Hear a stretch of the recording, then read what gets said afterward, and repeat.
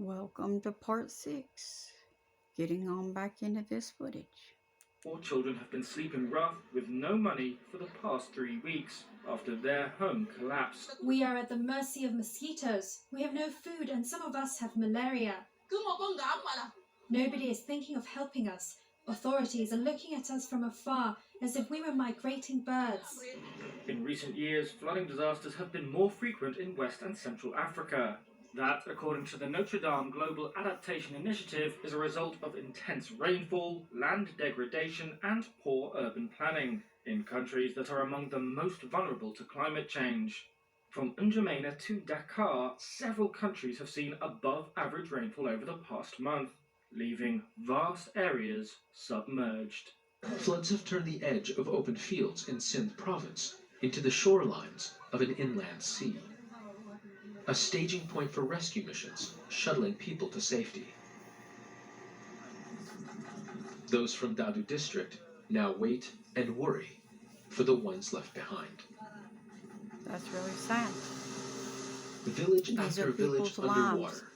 Only the But tops of trees and buildings visible. It's in your hands. You need to comply with People what who the are Lord still is telling you to here are do. completely surrounded, living as castaways in their own homes. There are still children here. The floods came and we couldn't get the children out. We weren't able to save anything. Now we're stuck here. Our houses have fallen down. We are suffering a lot. What should we do? The government must help us. Food is running out and they are stranded, but refusing rescue. Where animals represent wealth, to leave them behind is to lose everything. There are a lot of thieves here. If we leave the house, we will be robbed. If they steal the plates and dishes we eat from, then what will we do? We're in danger here, but if we go to another place, our lives will be in danger there as well. And there we'll have nothing to eat. We'll die of hunger, hungry here or hungry there. At least here, they say, in whatever remains of their home, they still have their dignity. It is a decision that isn't taken lightly. They are aware of their circumstances. There are sick and injured among them, and they know more water, more rain is coming. Standing here, it really feels like you're looking out at a sea, but those are floodwaters, They know and that they there's have more coming, and devastated yet the they houses choose in this to village. stay. The destruction, the debris, it all really speaks for itself. They would rather stay than to go, because they fear starving to death. And I understand that.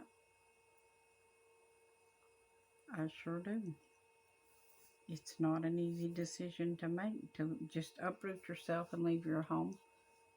But if they stay, they're in just as much danger.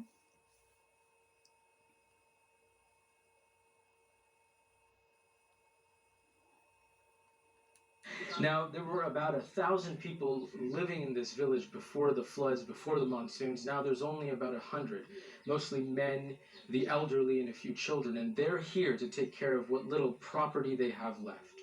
Jesus declares this in Matthew. I want to show you something really beautiful in amongst all this beautiful sunrise. There, coming up. It's already come up past the treetops. And it's just an amazing thing. It was much more spectacular there just a few minutes ago. I missed the best part of it, looks like. But I thank the Lord for another sunrise. You know, because we are in the last days. And it's another day that the Lord has made, another day in which one can get saved if one's not saved. Passers-by shout words of encouragement to a man struggling to stay afloat. Days of torrential rain in Bengaluru have turned roads into rivers. This man had a lucky escape. Bengaluru is known as India's tech capital. It's home to the regional headquarters of Amazon, Flipkart and Wipro. But large parts of the city are underwater. Bengaluru received nearly 400% more than the average rainfall on Sunday. Many companies have told employees to work from home. Those who did try to make it in soon regretted it. The flooding is causing traffic chaos. Some blame the government's lack of preparedness. They're calling on authorities to scale up the city's infrastructure. Meteorologists have forecast heavy rain in Bengaluru until Friday, so residents have several more days of chaotic conditions to endure before they can expect some relief. After days of building offshore and lashing far-flung islands in the East China Sea, the typhoon finally made landfall on South Korea's coast. The biggest storm so far this year, it comes barely a month after record-breaking rains lashed the capital Seoul. Thousands of people in vulnerable areas had to be moved to safety. When it made landfall to the west of Busan, the circling winds around the typhoon's center meant that the whole of this stretch of coastline bore the full brunt of winds whipping in from the open ocean as Hinnan-mo thundered inland. The excessive rain, combined with high tides and a storm surge, have caused widespread flooding. Soldiers have been helping in affected areas. In this one video clip, they use an armoured vehicle to rescue a stranded woman. And after the deluge, the clean-up and the chance to assess the damage. Living near the ocean, these communities are used to storms. But shop owner Lee Min-chik says all he could do during this typhoon was take shelter. I didn't sleep a wink all night, and it wasn't like I could go outside and check the situation. It was a nightmare. Further along the coast, these businesses thought that extra concrete blocks, in addition to sea defences, would be enough. They weren't. Still a powerful storm, Hinnan-no has continued to track north, bringing heavy rains to Japan, North Korea, and finally Russia. While back in South Korea, people wonder when the next typhoon will come and how powerful it will be. This morning, across the country, millions are dealing with extreme, punishing weather. On the East Coast, floods, storms, and a travel mess. Rhode Island saw up to 7 inches of rain in just a matter of hours Monday, causing the roof of this building in Providence to cave in and leaving part of the busy I-95 corridor underwater, leading to traffic headaches for Labor Day travelers. It's the same slow-moving storm system that flooded streets and homes in North Georgia. People coming together all throughout the community. It's really been heartwarming. In Dallas, wind gusts were strong enough to blow bricks off this building, while in southern Indiana, a woman was swept away by floodwaters. Meanwhile, out west, a historic heat wave is only growing hotter. 46 million people are waking up under heat alerts once again after 7 days of record-breaking temperatures across the region. Horrible. It's just so hot. Today, Sacramento is expected to hit a scorching 115 degrees, the hottest temperature ever recorded in the city. The power grid in California being pushed to the brink. I told you the potential for rotating outages has increased significantly. All of it as firefighters are facing worsening wild. I just told you what the Lord was saying. It has nothing to do with me. I'm just being obedient to Jesus and doing as he commands me do. I'm telling you what he said. Fires. Overnight, at least 2 people were killed by a new brush fire that ignited suddenly near Hemet, scorching more than 2,000 acres and counting. All those areas have been evacuated. That's about 1,500 homes. Take down now. Fire officials say they have seen nearly 45 new fires across the state in just a single day. And with rising temperatures, conditions are only getting worse. Psalm 9:17. Take down the graven images and come out of your sin. Forcing evacuations. Will Carr is on the scene in Hemet, California. Good morning, Will. This is a fast-moving fire. The air is still thick with smoke this morning, and fire crews are going property by property. After this fire swept through, we've seen a number of homes that have burned in a fire that turned tragic. Overnight, a deadly fire sparking in California, joining several rapidly spreading wildfires in the state amidst a record-breaking heat wave.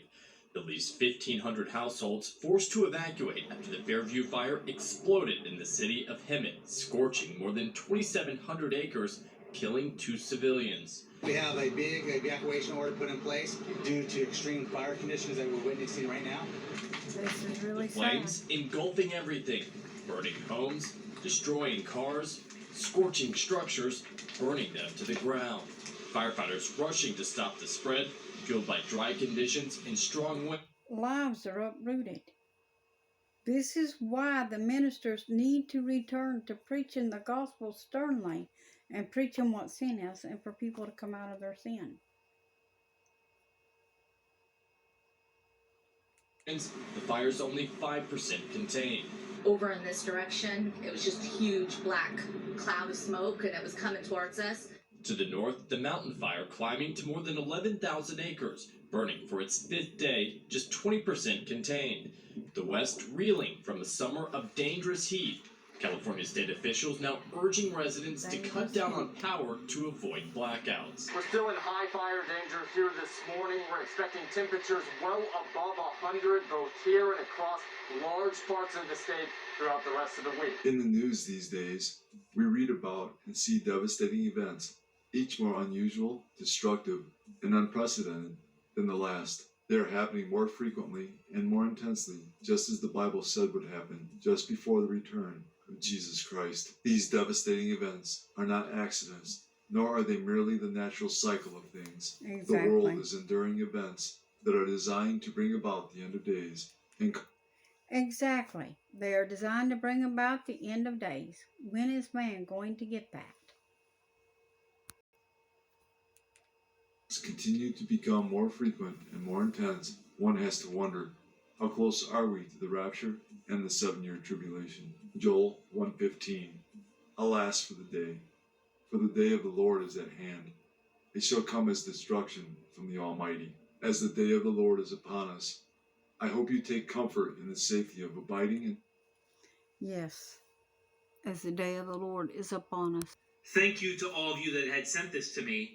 And I'm going to go over why this is very significant Watchman. Prophetically in a second. And but I this is want you just to in from look The at what Guardian. he's sharing. An article titled, "The Super Rich Preppers Planning to Save Themselves from the Apocalypse. Tech billionaires Running to the are rocks buying in up the mountains. luxurious bunkers and hiring military security to survive a societal collapse they helped create. But like everything they do, it has unintended consequences." Now, for years, we've been hearing about these bunkers that have been built, that the military's built in the mountains, in dens and caves. But now you're starting to hear about all these super rich preppers that are going above and beyond to create these bunkers, to create these dens in mountains and caves, preparing for what's coming. And this is why it's so significant. This reminds me of exactly what's recorded in the book of Revelation chapter 6 and Luke chapter 21. Let me explain. In Revelation chapter 6, after the rapture of the church of Jesus Christ, the church is in heaven when the Lamb opens the first seal. And then in Revelation chapter... Okay, I don't agree with that. I believe that the seals are already opening because I can see that. I went through that already, so I'm going to stop right there on that. But I just wanted you to see this news that he was sharing about how they're already prepping to go into the rocks in the mountains. Now, if they're prepping to do that and they've got these bunkers already built, how close do you think they are to making this stuff happen? They know what's coming. They've studied this Bible. They have studied this Bible for a long time and they know exactly what's coming. They've been prepping for this for a lot longer than you know. A lot longer than you know. And as always, if the Lord wishes me to do more videos, I will continue to do videos. If not, then I will not make any more videos. If the Lord tarry, I will see you when I see you. But if the Lord cometh, then I'll see you in the clouds, if you are in his number. I love you, and if you're not in his number, you still have right now to seek his face. Seek him, and he might, because right now we are still in that, we're still in the grace covenant of the Lord. Seek him now while he might be found. I love you, and I really hope that you'll come out of your sin and make straight your path. Otherwise, these things are going to continue to happen to the earth. These storms, these floods, these fires, these earthquakes, these volcanic eruptions, all that stuff, drought, famine, everything is going to continue to get worse. And prepare yourself, because the crash is coming. Because that's already been set up too. The money is going bye-bye. Prepare yourself. Get ready.